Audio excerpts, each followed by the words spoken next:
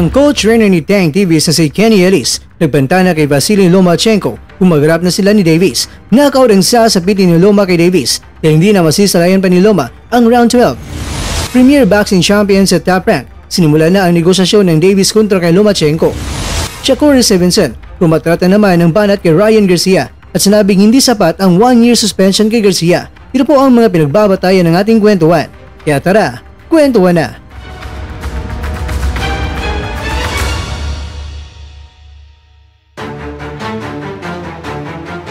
Hindi na masisalayan pa ni Loma ang round 12. Ito ang seryosong banta ng co-trainer ni Davis kung sakaling ang dalawa ay magharap na sa ibabaw ng lona. Sa dinami-raming mga magagaling na mga boksingerong nangingibabaw ngayon, ang milagay natin sa ating isipan na sila ay man-knockout ay mahirap na isipin talaga. Tulad na lang ni Loma, isang super gifted na boksingero na nasa kanya ang napaka-impresibo at mamihirang ring IQ. Ilang mga boksingero na rin na nakalaban ni Loma na bigla na lang umayaw sa laban at sumuko na. Kumbaga, naging kasanayan na ni Loma na ipasuko na lang bigla ang mga kalaban. Kaya nga minsan ay binansagan siya.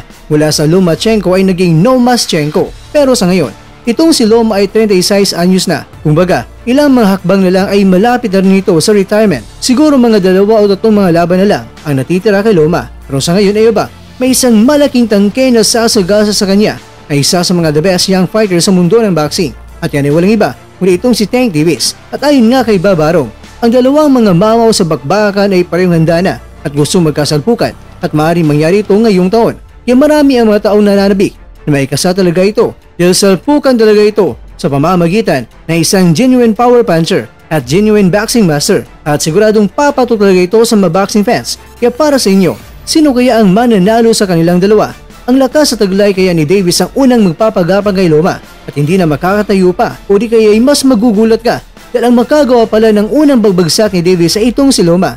Diba? Mas nagkakagulat din po yan dahil malay mo sa boxing kit gaano kalit ang tsansa ay maaaring mangyari ito. Pero ganoon pa man, pinaninindigan ng trainer ni Davis itong si Loma talaga ang gagapang sa ibabaw ng lona. Ito ang kwento. Sang-ayon ka rin ba sa banat ng trainer ni Tank Davis kay Loma? Samantala, ayon sa Boxing News 24, ibinunyag ni Bob Arrow na sinimulan na nga niya ang negosasyon ng bakbakang Davis kontra kay Loma. Kaya naman may malaking posibilidad na ang dream fight ng boxing fans ay may isa katuparan nito. Kaya comment mo na kakwento kung ano ang prediction mo sa salpukan ng tangke at ng Nomaschenko. Samantala, noong nakarang buwan ng Abril ay pinabagsak ni Garcia itong si Devin Haney ng 3 beses at nanalo via majority decision. Pero hindi naglaon mga kwento ay lumabas ang resulta na nagpositibo itong si Garcia sa pinagbabawal na gamot sa boxing na Ostarin. Kaya naman, ang New York State Athletic Commission ay ginawang no contest ang laban. Undefeated pa rin itong si Devin Haney at sinuspende si Garcia na 1 taon. May $10 na multa pa at pinupersa pa ngayon na ibalik ang $1.2 million na guaranteed purse money. At yan ngayon ang kinaharap ni Garcia.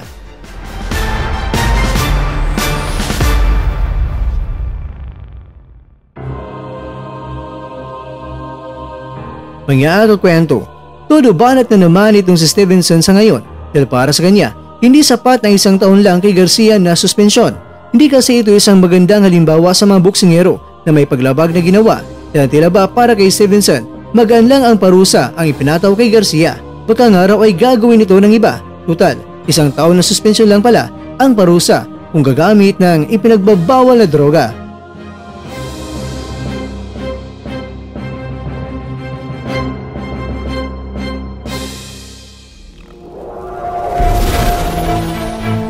At dyan, nagtatapos ang ating kwento.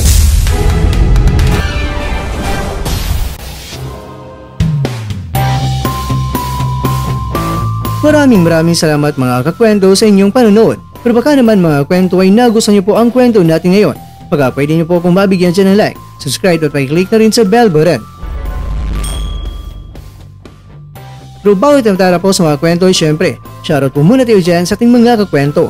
Kay kakwentong Joke Now, kay kakwentong User, kay kakwentong Ramon Ilostre, at ikaw kakwentong nanonood ngayon, shoutout siya dyan.